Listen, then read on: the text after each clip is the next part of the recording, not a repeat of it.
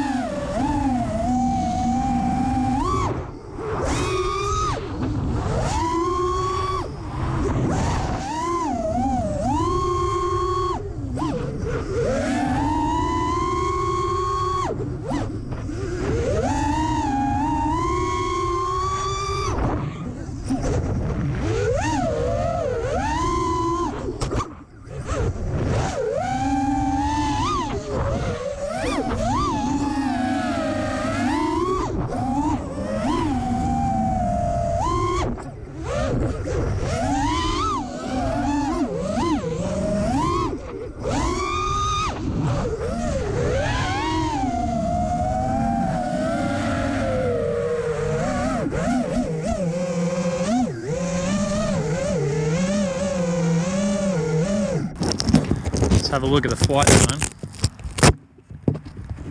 Roughly, anyway. Yeah, 2.5 minutes. But that's only 1000 milliamp hour 45C pack, so. And that's its first cycle. These are the packs in comparison to my 4S packs. So this is a 4S 1300 billion C or whatever they claim they are. Anyway, let's have one more.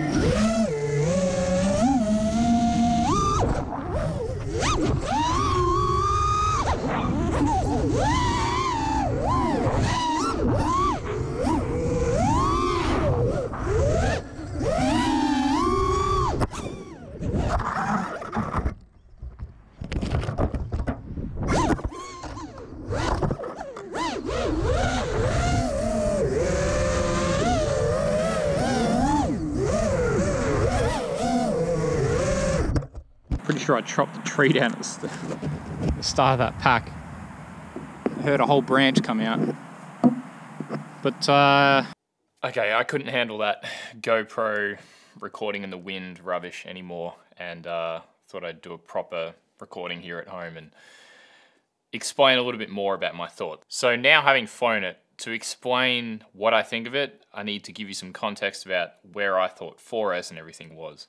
In terms of pure flight performance, so if you're out there, the sort of freestyle flying I like doing, I still haven't gotten to a point where I feel the quad is underpowered. The fact that I haven't bothered to really try to make my quad lighter, I generally favour durability and the way that the thing is put together to make it stronger and more reliable and last longer over just being as light as possible, sort of is evidence of that. The only thing that's really bothered me in the recent past is flight time.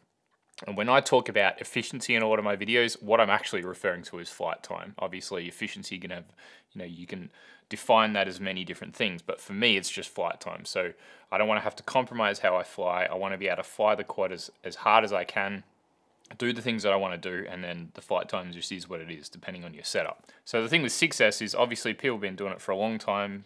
People like Maddie have been doing stuff with high KV, super light setups and 6S and doing his sort of crazy style of flying. But that's not the sort of thing that I do, and I'm perfectly happy with the performance of my quads at the moment. But if I could do the exact same thing, not give away anything in terms of flight performance, I like the weight of the quad because it means I can throw it over things and stuff. I just like the way that it feels.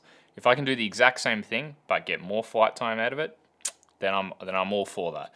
And that seems to be what 6S is going to eventually become. Now, I've flown 2 packs on 6S, as you saw in the video. That's the only time I've ever flown 6S in my life.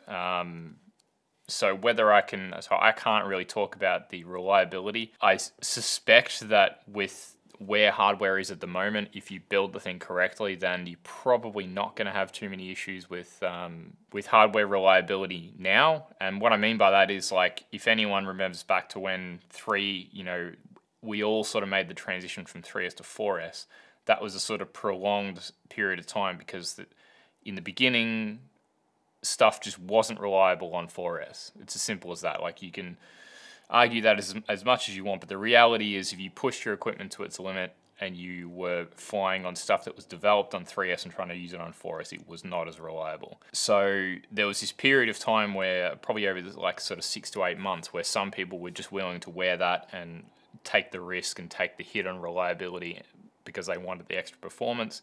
And then other people like me just stuck with 3S for longer and eventually made the switch when everything was kind of sorted out. Doesn't seem like that's really going to be too much of a thing with 6S. So obviously the other alternative is 5S, which is probably, a good middle ground, although I have a feeling that the market is just going to dictate that everyone goes straight from 4 to 6S, because if that becomes the more popular thing, more manufacturers make equipment like motors and obviously batteries specific for that.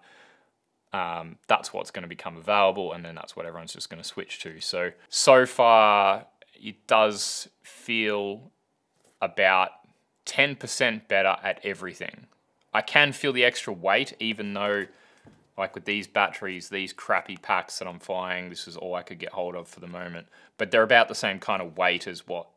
So these 1000 milliamp hour 45C packs are about the same weight. I think they're within 5 grams of what the 1100 milliamp hour 100C 6S packs are, which kind of goes to show why one of the things that's good about Thunderpower is they always seem to make lighter packs with the same performance or better performance. But anyway, at the moment, because this pack is about 30 grams heavier than this one, I can feel that little bit of extra weight.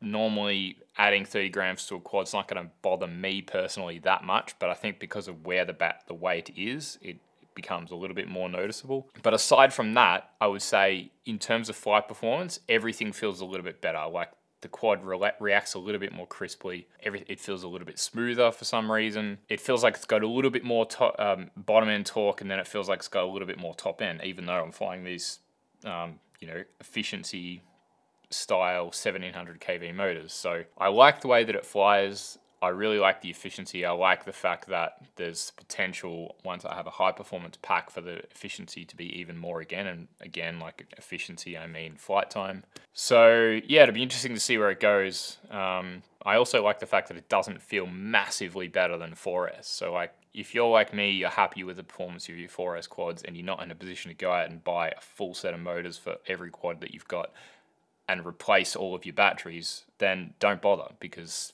6S is not the be-all and end-all. And if you can afford to sacrifice a little bit of flight time per pack, it's not going to make a huge difference to you. So, for me, I'm lucky in that I can get the equipment for probably less than you guys can, but it's quite hard for me to get a hold of it. Like, we're still trying to figure out getting good stock availability for Thunderpower in Australia. So hopefully that gets sorted out.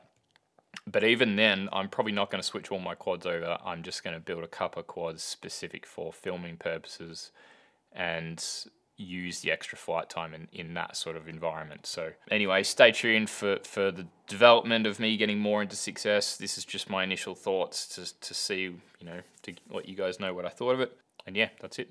I'll see you in the next one.